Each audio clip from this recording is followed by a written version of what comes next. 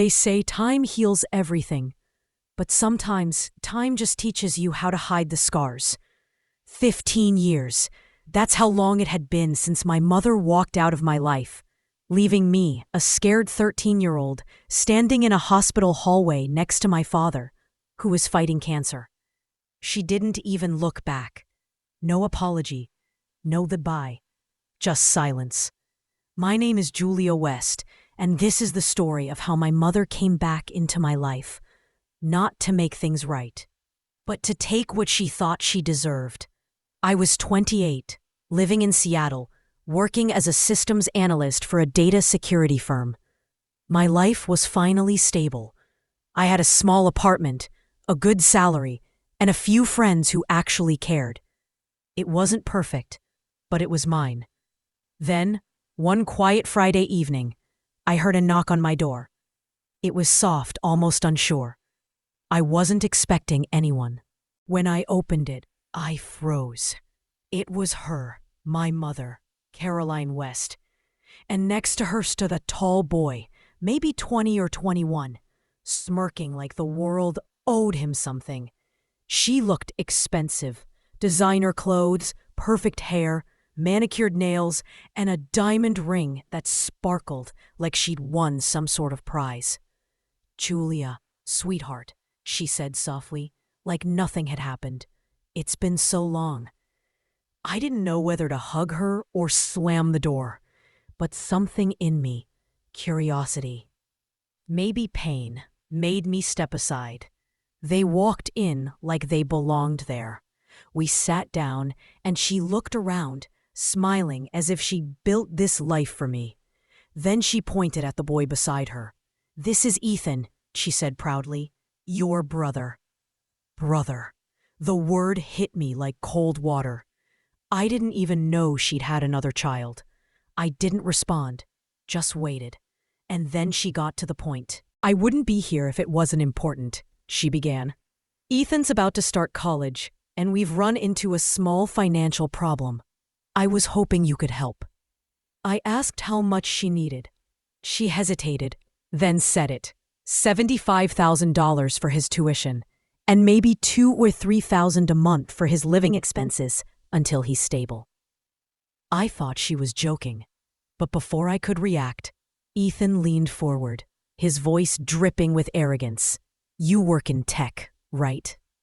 You make 6 figures. It's not like you can't afford it." I stared at him. This stranger, this boy who had never known me, was talking to me like I was his personal ATM. "How do you even know what I make?" I asked quietly. Caroline smiled faintly. "Your father mentioned something years ago," she said. "And maybe I saw your company profile online, but I didn't have a public profile. Not on LinkedIn, not on social media." That's when the unease settled in my chest. Something was off. That night I couldn't sleep. I kept wondering how she'd found me, how she knew my address, my income, everything. The next morning, I called my father's old accountant. When I told him Caroline had shown up, there was a long pause. "Julia," he said carefully, "your mother reached out months ago. She pretended to be you." My heart stopped. "What?" "She sent an email from a similar address, signed your name, and requested financial documents, income statements, tax reports. I thought it was you, so I sent her a few files." I couldn't breathe. My own mother had impersonated me. That evening, I called her. "Did you contact Dad's accountant? Did you pretend to be me?" She sighed, sounding annoyed. "Oh, please, Julia, don't be dramatic. I just wanted to know if my daughter was doing well." "By forging my signature?" I snapped. "You wouldn't understand," she said coldly. "I've done everything for this family." That word again. Family. I hung up. Then I called my lawyer. Within days, she helped me file a restraining order. My mother and Ethan were legally barred from contacting me. Months passed, and I started to feel normal again. Until one night, I got an email from an unknown address. The subject line said, "You'll regret this." Inside was just one sentence. "You're not the only one who can play smart." It was signed, Ethan. I blocked the email and forwarded it to my lawyer. Later, I found out Ethan had tried to log into my bank account using my social security number, information he could have only gotten from his mother. That was enough for the police to step in. After that, silence. No calls, no emails, no visits. For the first time in months, I could breathe again. Then my father passed away, peacefully, in his sleep.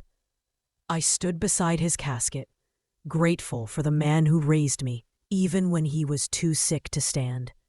And as I turned, I saw her, Caroline, dressed in black, wearing sunglasses inside, fake tears dripping down her face.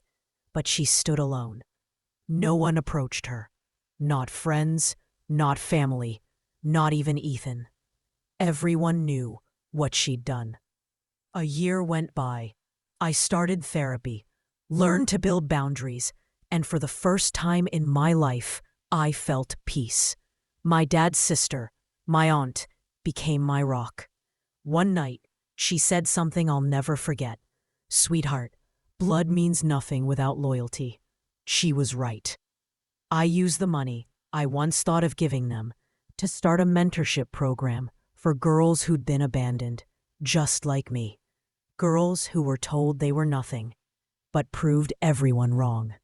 Watching them smile, succeed, and find hope again healed something inside me that I didn't even know was still broken.